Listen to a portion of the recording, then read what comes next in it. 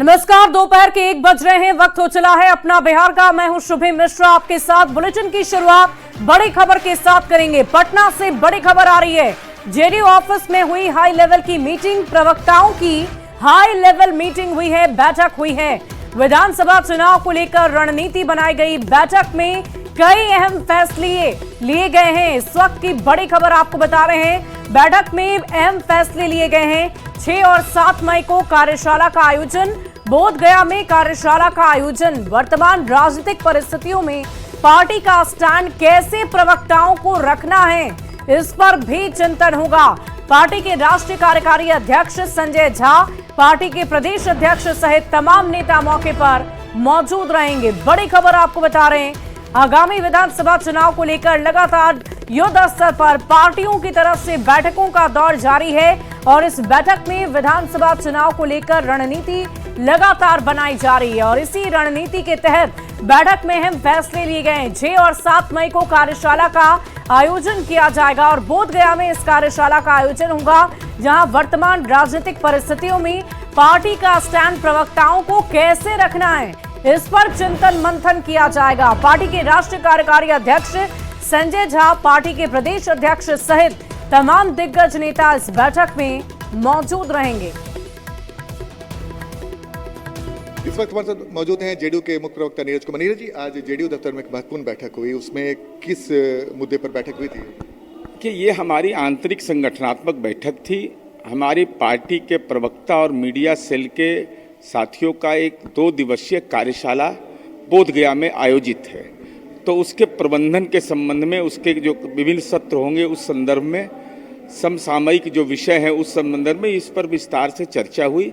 अब इसके आंतरिक प्रबंधन को, लोगों को संवाद पहुंचाना और साथ ही साथ जो नई चुनौतियां हैं, बिहार में विकास की चुनौती नहीं है, नकारात्मक राजनीति वाले को कैसे राजनीति में दबोचना है, तो इस संबंध में वाक पटुता के साथ उनको प्रशिक्षण दिया जाएगा। किन किन मुद्दों पे प्रवक्ताओं को ट्रेनिंग दिया जाएगा? चूंकि अभी 2 महत्वपूर्ण मुद्दे हैं, जातिगत जनगणना और जो पहलगाम में जो घटना घटी, इन तमाम मुद्दों पर बिल्कुल बिल्कुल जो भी समसामयिक सवाल है, राष्ट्रीय राजनीति में, गठबंधन की राजनीति में जनता दलियों की भूमिका, एनडीए की मजबूती, 2025 में 225 का लक्ष्य, माननीय मुख्यमंत्री नीतीश कुमार जी के नेतृत्व में विजय पताका फहराना, इन तमाम चीज़ों पर हम लोग विस्तार से चर्चा करेंगे।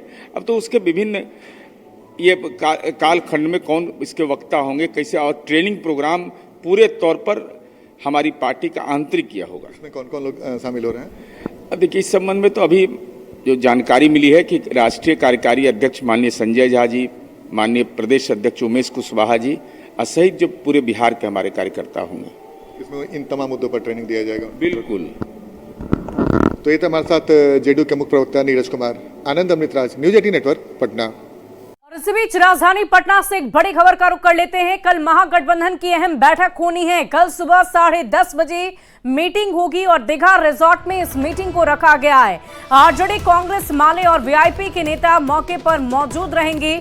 तेजस्वी, कांग्रेस प्रभारी कृष्णा अल्लावरू के साथ सभी पार्टियों के बड़े नेता इस बैठक में शामिल होंगे। सभी दलों के जिला अध्यक्ष और अन्य कमेटियों के सदस्य भी मौजूद रहेंगे। सभी पार्टियों के कार्यकर्ताओं को टास्क दिया जाएगा। विधानसभा चुनाव की तैयारियों को लेकर एक बड़ी चर्चा होगी। बड़ी खबर आपको राजधानी पटना से बता रहे हैं और इस पूरी खबर के अधिक जानकारी के साथ न्यूज 18 संवाददाता पटना से रवि एस नारायण हमारे साथ फोन लाइन पर जुड़ गए हैं। रवि, क्या कुछ जानकारी है कल की इस अहम बैठक को लेकर? महागठबंधन की तरफ से भी ये बैठक रखी जा रही है। देखिए, कल की बैठक कई मायनों में बेहद खास है, क्योंकि अभी तक महागठबंधन की 2 बैठकें हो चुकी हैं। पहली बैठक जो आरजेडी कार्यालय में हुई, जहां पे तमाम नेता बैठे और उसमें कई मुद्दों पर जो सहमति बनी और वहां पे कोऑर्डिनेशन कमेटी की बात हुई। दूसरी बैठक सदाकत आश्रम में हुई, कांग्रेस मुख्यालय में, और उसी तरह से तीसरी जो बैठक होनी थी वो सहयोगी दलों के कार्यालय में ही होनी थी। लेकिन कल की बैठक में न सिर्फ बड़े नेता शामिल हो रहे हैं, बल्कि सभी पार्टियों के जो जिला अध्यक्ष हैं, अन्य कमेटियों के जो अध्यक्ष हैं, वो तो एक महाजुटान होने वाला, कम से कम 200 से 300 लोग जो हैं वो शामिल होंगे। और इसे देखते हुए एक कॉमन प्लेस जो है वो वहाँ पे चुना गया है। दीघा आशियाना रोड में दीघा रिजॉर्ट है, वहाँ पे ये बैठक होगी और उस बैठक में न सिर्फ तमाम जो बड़े नेता हैं वो शामिल होंगे और वो निर्देश देंगे तमाम दलों के जो जिलाध्यक्ष हैं सबको कि एक साथ एकजुट होकर के कैसे बूथ लेवल तक अपने पार्टी को ले जाएं और पूरे गठबंधन को, ना सिर्फ पार्टी को बल्कि 2025 के चुनाव में पूरा गठबंधन एक साथ कैसे जीते, वो एक दूसरे को साथ देना है। तो एक कोशिश है ये दिखाने की कि जहां पे एनडीए पहले से एक साथ पूरा एनडीए के तमाम जो जिलाध्यक्ष हैं एक साथ मिलकर बैठ के कर रहे हैं, अब जो है महागठबंधन यहाँ से शुरू कर रहा है और कल की बैठक में तमाम जिलाध्यक्षों को निर्देश दिया जाएगा कि कैसे आगे बढ़ना है और बूथ स्तर पर कैसे कैसे रणनीतियां बनाई जानी है। जी रवि, हम आपसे ये भी जानना चाहेंगे कि क्या प्रवक्ताओं को लेकर भी किसी तरह की कोई योजना बनाई गई है, उन्हें भी किसी तरह के दिशा निर्देश इस बैठक में दिए जाएंगे? जी बिल्कुल, तमाम जो प्रवक्ता हैं वो कांग्रेस आरजेडी ने अलग अलग बैठकें कर ली हैं। आरजेडी ने भी, तेजस्वी ने भी अपने प्रवक्ताओं के साथ बैठक की, दिशा निर्देश दिए, कांग्रेस ने भी अपने प्रवक्ताओं के साथ बैठक की है। अब पूरा महागठबंधन एक साथ बैठेगा और उसमें प्रवक्ताओं को ये निर्देश दिया जाना है कि जो सरकार के काम है, जो खामियां हैं, उन तमाम मुद्दों पर कैसे जो है वो सरकार पर हमले बोले जाएं, विपक्ष अपनी बातों को मजबूती से कैसे रखे।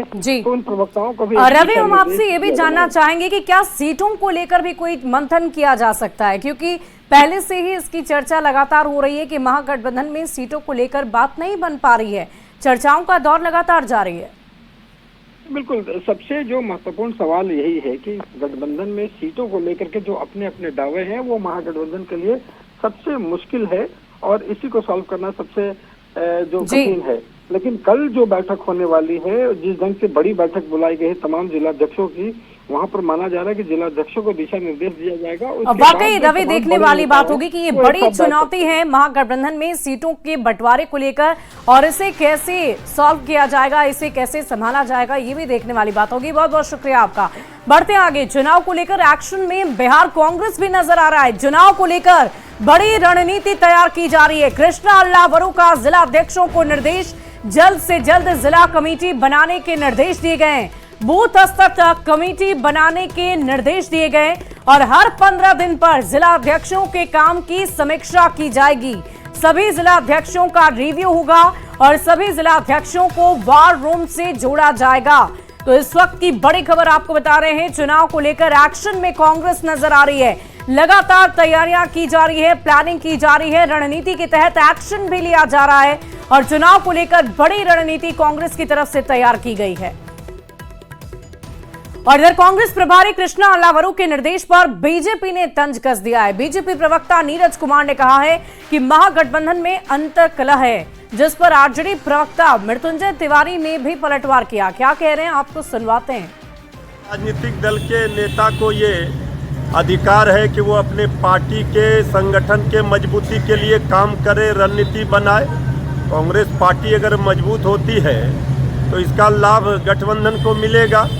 हमारी सहयोगी पार्टी है, लेकिन कांग्रेस पार्टी हो, चाहे राष्ट्रीय जनता दल हो या गठबंधन में शामिल सभी दल हो, सभी मिलकर इंटैक्ट होकर चुनाव लड़ रहे हैं। तेजस्वी यादव जी मुख्यमंत्री का चेहरा है। कांग्रेस पार्टी यहाँ अपनी मजबूती के लिए काम कर रही है, अच्छी बात है, लेकिन राष्ट्रीय जनता दल मजबूत है, ये इसका लाभ सबको मिल रहा है। कांग्रेस प्रभारी अल्लावरू का यह कहना कि उन्हें सिर्फ भाजपा के सामने नहीं, आरजेडी के सामने भी ताकत दिखाना है, यह महागठबंधन के अनुदिनी अंतर्कलह को दर्शाता है, उजागर करता है। किसी भी हाल में दोनों दल चुनाव तक एक साथ नहीं चल सकते। आपस में नूरा कुश्ती चल रही है, एक दूसरे के वोट बैंक में सेंध मारने की तैयारी और एक दूसरे की पीठ में छुरा भोंकने की तैयारी में दल लगे हैं। जिसको पहले मौका लग जाएगा वह पहले पीठ में छुरा भोंक कर निकल जाएगा। दरअसल ये महत्वाकांक्षा और स्वार्थ के आधार पर बना हुआ गठबंधन है। इसकी कोई साझा नीति ऐसी नहीं जिसमें बिहार के विकास की बात हो। और देखिए, बिहार की राजनीतिक फिजा में चुनावी सरगर्मी तेज हो गई है। किशनगंज में आज ओवैसी की रैली है, वहीं आज पटना में राष्ट्रीय जनता दल की पिछड़ा अति पिछड़ा रैली है। पटना के मिलर स्कूल ग्राउंड में पिछड़ा जगाओ तेजस्वी सरकार बनाओ रैली का आयोजन किया गया है, जिसमें नेता प्रतिपक्ष तेजस्वी सहित कई नेताओं का जुटान होगा। दरअसल चुनाव से पहले आरजेडी को पिछड़ा वोट बैंक पर नजर है, ऐसी चर्चा पहले से ही हो रही है। सीएम नीतीश कुमार के अति पिछड़ा वोट बैंक में सेंधमारी की कोशिश है। पिछड़ा और अति पिछड़ा को एनडीए का मजबूत वोट बैंक माना जाता है और ऐसे में तेजस्वी यादव पिछड़ा और अति पिछड़ा समाज को साधने की कोशिश करेंगे।